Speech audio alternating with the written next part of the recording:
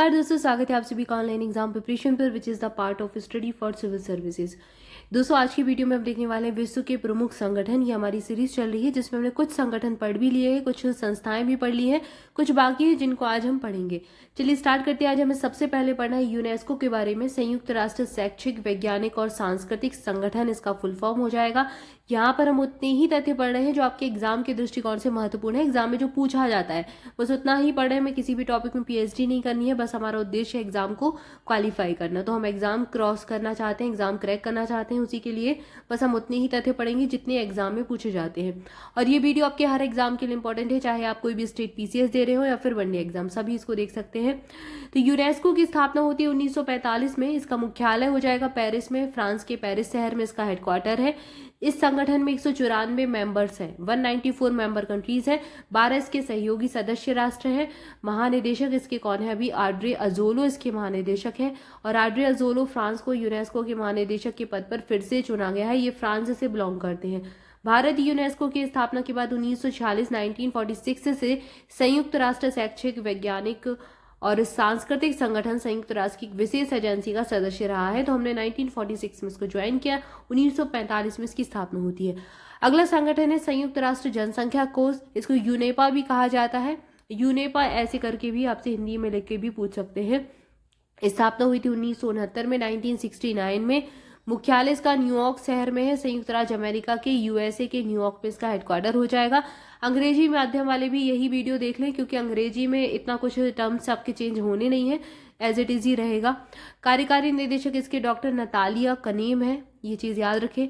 यूनेपा संयुक्त राष्ट्र की यौन और प्रजनन स्वास्थ्य एजेंसी है। हमारा मिशन एक ऐसी दुनिया को पहुंचाना है जहां पर हर गर्भावस्था की जरूरत हो और हर प्रसव सुरक्षित हो और हर युवा की क्षमता पूरी हो। तो ये संयुक्त राष्ट्र जनसंख्या कोष 1969 याद रखें। अगला दिया गया ओपेक, पेट्रोलियम निर्यातक देशों का संगठन ओपेक है। इसकी स्थापना हुई थी 1960 में बगदाद, इराक में। इसका हेडक्वार्टर बहुत बार एग्जाम में पूछा गया है। हेडक्वार्टर ऑस्ट्रिया के वियना में। ये ऑस्ट्रेलिया नहीं है, ये वियना है, ऑस्ट्रिया का। ऑस्ट्रिया का देश है, एक ऑस्ट्रिया का एक शहर है वियना, यहाँ पर इसका हेडक्वार्टर है। संस्थापक सदस्य इसके कौन कौन से थे? तो ओपेक के संस्थापक सदस्य जो जहाँ पर पेट्रोलियम ज्यादा होता है, ईरान, इराक, कुवैत, सऊदी अरब और वेनेजुएला, ये इसके संस्थापक सदस्य हैं। वर्तमान में इसकी मेंबर कंट्रीज 12 है। ठीक है, पहले जब इसकी स्थापना हुई थी तो कितने सदस्य थे? 5 सदस्य देश थे, फिर 12 हो गए। अब 12 में और कौन कौन जुड़ गया? तो ईरान पहले था, इराक भी था, कुवैत था, सऊदी अरब भी था और वेनेजुएला था। अब जो ऐड हो गए वो कौन से हैं? लीबिया, संयुक्त अरब अमीरात यानी कि UAE, Algeria, Nigeria, Gabon, Equatorial Guinea और कांगो गणराज्य, ये सारे अभी ऐड हो गए। सबसे नया सदस्य कांगो ही है, 2018 में ये जुड़ा था।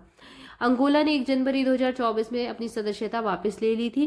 ठीक है, तो ये आपके अभी वर्तमान में 12 है। वैसे अंगोला था तो इसने पहले 13 हो गए थे ये, तो 2024 में 1 जनवरी 2024 को इसने अपनी सदस्यता वापस ले ली। इसके महासचिव कौन है? हैथम अलघेज इसके महासचिव हो जाएंगे। इसके बाद यूनिसेफ के बारे में कई बार पूछा गया। इसका स्थापना का वर्ष पूछा गया, 1946 में स्थापना होती है, दिसंबर 1946 में। मुख्यालय इसका न्यूयॉर्क याद रखिए, यूनाइटेड स्टेट, न्यूयॉर्क में इसका मुख्यालय है। कार्यकारी निदेशक इसकी कैथरीन रसेल है। यूनिसेफ जो है 190 से अधिक देशों में काम करता है। अगला संगठन पढ़ना है अंतर्राष्ट्रीय मुद्रा कोष, जिसको आईएमएफ कहा जाता है। और इसके बारे में कई बार प्रश्न पूछे गए हैं। आईएमएफ कई सारी रिपोर्ट्स निकालता है जिससे प्रश्न बनता है। स्थापना 1944 में हुई थी इसकी। 27 दिसंबर 1945 को इसकी शुरुआत मानी जाती है। वॉशिंगटन डीसी यूएसए में इसका हेडक्वार्टर है। संयुक्त इसके सदस्य देश 190 हैं। आईएमएफ से जुड़ा 190वां देश अंडोरा है, अंडोरा की रियासत है। इसके महानिदेशक कौन है? Kristalina Georgieva. ये प्रश्न अभी रिसेंटली वन एग्जाम में काफी पूछा गया, बुल्गारिया की है ये। मुख्य अर्थशास्त्री इसके पियरे ओलिवियर गोरिंचस है। विश्व बैंक और अंतर्राष्ट्रीय मुद्रा कोष को ब्रिटेन वुड्स ट्विंस के रूप में भी जाना जाता है। और भारत आईएमएफ का संस्थापक सदस्य रहा है। इतनी चीज आपको याद रखनी है। 190 देशों में हम संस्थापक सदस्य थे।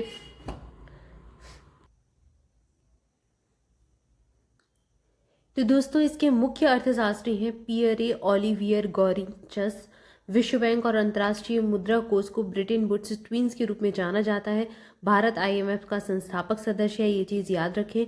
आईएमएफ ने भारतीय मूल की गीता गोपीनाथ की जगह फ्रांस में जन्मे कैलिफोर्निया विश्वविद्यालय वर्कले के अर्थशास्त्री पियरे ओलिवियर गोरिचंस को अगला मुख्य अर्थशास्त्री नियुक्त किया है। तो ये पॉइंट भी आपको याद रखना है। गीता गोपीनाथ एक भारतीय अमेरिकी अर्थशास्त्री हैं और इनका नाम काफी ज़्यादा न्यूज़ में रहा था उस समय, जिन्होंने 21 जनवरी 2022 से आईएमएफ के पहले उप प्रबंध निदेशक के रूप में कार्य किया है। उन्होंने पहले 2019 और 2022 के बीच आईएमएफ के मुख्य अर्थशास्त्री के रूप में भी कार्य किया था। मुख्य अर्थशास्त्री बनी, फिर यहाँ पर 21 जनवरी 2022 को ये आईएमएफ के पहली उप प्रबंध निदेशक के रूप में भी चुनी गई थी। तो ये चीज़ काफ़ी हाईलाइट रही और बहुत ज़्यादा न्यूज़ में इनका नाम रहा। चूंकि ये भारतीय अमेरिकी अर्थशास्त्री हैं तो एग्जाम में पूछा भी गया है।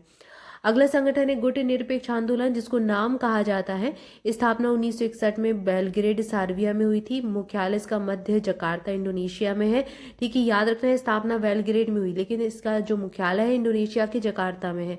सदस्य देश इसके हैं 120 मेंबर कंट्रीज है। पहला नाम शिखर सम्मेलन कब हुआ था? 1961 में सितंबर में बेलग्रेड यूगोस्लाविया में हुआ था। ठीक है, अफ्रीका से 53 देश, एशिया के 39 कंट्रीज, लैटिन अमेरिका और कैरिबियन से 26 और यूरोप यानी कि बेलारूस और अजरबैजान सिर्फ 2 देश हैं यूरोप के, 20 देश और 10 अंतर्राष्ट्रीय संगठन हैं जो कि नाम के पर्यवेक्षक हैं। नाम के संस्थापक सदस्य थे यूगोस्लाविया, भारत, मिस्र, घाना और इंडोनेशिया। गुट निरपेक्ष आंदोलन 1961 में बेलग्रेड यूगोस्लाविया में भारतीय प्रधानमंत्री जवाहरलाल नेहरू, यूगोस्लाविया के राष्ट्रपति जोसेफ ब्रोज टीटो, मिस्र के राष्ट्रपति गमाल अब्देल नासिर, घाना के राष्ट्रपति नकरमाह और इंडोनेशिया के राष्ट्रपति सुकर्णो की पहल के माध्यम से स्थापित किया गया था। इसके बाद अगला संगठन है अंतर्राष्ट्रीय परमाणु ऊर्जा एजेंसी IAEA। 1957 में इसकी स्थापना होती है। इसका जो मुख्यालय है वो भी ऑस्ट्रिया में ही है, वियना में ऑस्ट्रिया के। कुल सदस्य देश 178 है, जहाँ पर ओपेक का पढ़ा था भी आपने, ओपेक का मुख्यालय भी यहीं पर है। और अंतर्राष्ट्रीय परमाणु ऊर्जा एजेंसी का मुख्यालय भी ऑस्ट्रिया के वियना में ही है। कुल सदस्य देश 178 याद रखिए। भारत भी इसका सदस्य है। नवीनतम सदस्य इसके कार्बो वर्डे है और गिनी द गाम्बिया। महानिदेशक इसके राफेल मारियानो ग्रासी हैं, अर्जेंटीना से बिलोंग करते हैं।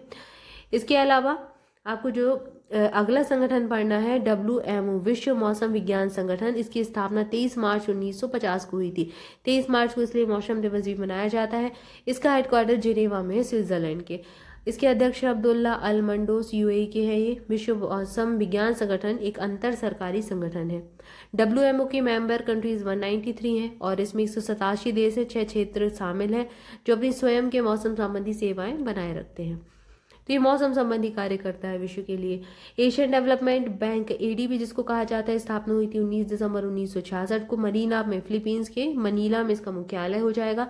ये मनीला पूछा गया एग्जाम में। अब ऐसे क्या होता है, जैसे UPPSC कैसा पूछेगा, 4 संगठन दे दिया, ADB दे दिया, ओपेक दे दिया, यूनेस्को दे दिया और UNDP दे दिया। आपको चारों के हेडक्वार्टर पूछ लेगा कि कौन सा इसका सही मिलान कीजिए या फिर कौन सा गलत है, कौन सा सही नहीं है। ऐसे प्रश्न पूछे जाते हैं। तो 1 से 2 मतलब 1 से ज़्यादा संगठन आपको दिए जाएंगे एक ही प्रश्न में। तो ऐसे इसमें पूछा भी गया है कि मनीला मतलब एशियन डेवलपमेंट बैंक का हेडक्वार्टर पूछा जा चुका है, कहाँ पर है? मनीला में। तो आपको मनीला भी मिल सकता है, जैसे कि वियना है ओपेक का, और ऑस्ट्रिया भी मिल सकता है। और या फिर आपको स्पेसिफिक जो जहाँ जिस शहर में है, जैसे जिनेवा में है तो जिनेवा मिल जाएगा, वियना में है तो वियना मिल जाएगा। तो दोनों ही याद रखें किस देश के किस शहर में है। मेंबर कंट्री 68 है। नवीनतम सदस्य न्यू है। इसका अध्यक्ष इसके मत्सत्सुगु अशिकावा है, जापान के।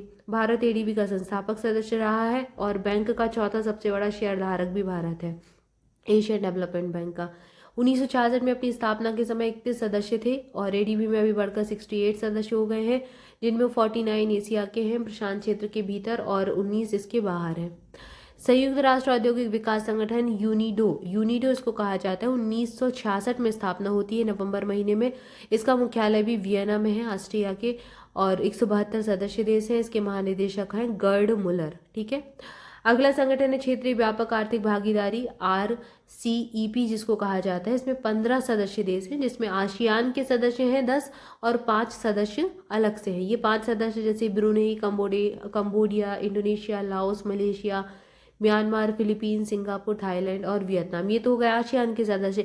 अब 5 देश और कौन से हैं? ऑस्ट्रेलिया, चीन, जापान, दक्षिण कोरिया और न्यूजीलैंड। ये 5 अलग से हैं। RCEP औपचारिक रूप से 2012 आसियान शिखर सम्मेलन के दौरान शुरू किया गया था। 2012 में शुरुआत हुई थी। संधि पर हस्ताक्षर हुए थे औपचारिक रूप से 15 नवंबर 2020 को वियतनाम द्वारा आयोजित आभासी आसियान शिखर सम्मेलन में किए गए थे। तो जहाँ पर इसका वियतनाम में इसका शिखर सम्मेलन हुआ था, वहीं औपचारिक हस्ताक्षर हुए थे।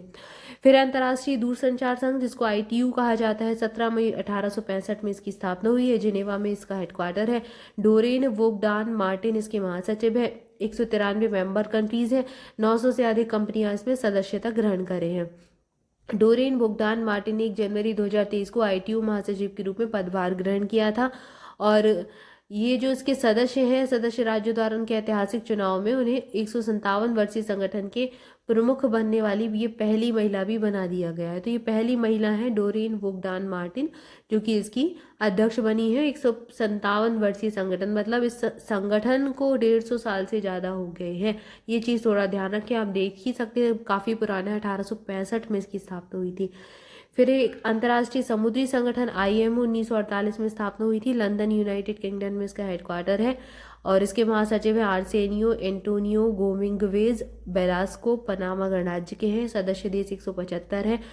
नवीनतम, मतलब जो न्यूली एडेड मेंबर है, वो है बोत्सवाना, अक्टूबर 2021 में शामिल हुआ था। भारत IMO का हालिया सदस्यों में से एक था। 1959 में सदस्य राज्य के रूप में इसको शामिल किया गया था। यहाँ पर कुछ चीज़ें इसी से संबंधित दी गई हैं। ये वाला संगठन है क्षेत्रीय व्यापक आर्थिक भागीदारी समझौता, 1 जनवरी 2022 को इन देशों के बीच में हुआ था। ऑस्ट्रेलिया, बिनोई, दारुसलाम, कंबोडिया, चीन, Japan, Laos, PDR, New Zealand, Singapore, Thailand और वियतनाम के लिए लागू हुआ था, जिससे दुनिया के निर्माण का सबसे बड़ा मुक्त व्यापार क्षेत्र मार्ग प्रशस्त हुआ था। RCEP 1 जनवरी 2022 को 10 देश Australia, New Zealand, Brunei, Darussalam, Cambodia, चीन, जापान, लाओस, सिंगापुर, थाईलैंड और वियतनाम के साथ एक मूल पार्टी के रूप में लागू हुआ था। और ये RCEP कोरिया गणराज्य के लिए 1 फरवरी 2022 को और मलेशिया के लिए 18 मार्च 2022 को लागू हुआ था। तो अलग अलग कंट्रीज के लिए अलग अलग इसका जो है लागू होना बताया गया है कि कब कब किन किन देशों में इसको लागू किया गया था, क्षेत्रीय व्यापक आर्थिक भागीदारी को। बस इसकी मेंबर कंट्रीज याद रखें, कितने सदस्य देश हैं, 10 आसियान के हैं, 5 अलग से, ये चीज़ याद रखना। 2012 का सन याद रखें। फिर 2020 में इसमें औपचारिक रूप से हस्ताक्षर हुई थी। ये चीज़ याद रखिए, कहाँ पर हुआ था, वियतनाम में। इतना काफ़ी है, इससे ज़्यादा प्रश्न नहीं पूछा जाएगा। तो यहाँ पर हमने कुछ महत्वपूर्ण संगठन पढ़ लिए। इसके आगे के जो संगठन है उनको अगले वीडियो में देखेंगे। तब तक के लिए चैनल के साथ जुड़े रहें, चैनल को सब्सक्राइब जरूर कर लें, वीडियो को लाइक भी कर लें। मोर अपडेट के लिए हमारा टेलीग्राम ग्रुप ज्वाइन कीजिए, लिंक आपको डिस्क्रिप्शन में मिल जाएगी। इसके अलावा स्टडी फॉर सिविल सर्विसेज की पेड बैचेज ज्वाइन करना चाहते हैं किसी भी एग्जाम के लिए, तो डिस्क्रिप्शन में आपको कॉन्टैक्ट नंबर दिए गए, उन पर कॉल करके आप इन्फॉर्मेशन ले सकते हैं। सारे स्टेप्स आपको डिस्क्रिप्शन में दिए गए हैं, तो उसको फॉलो कर सकते हैं। Thank you for watching this video. मिलेंगे नेक्स्ट वीडियो में। Thank you so much.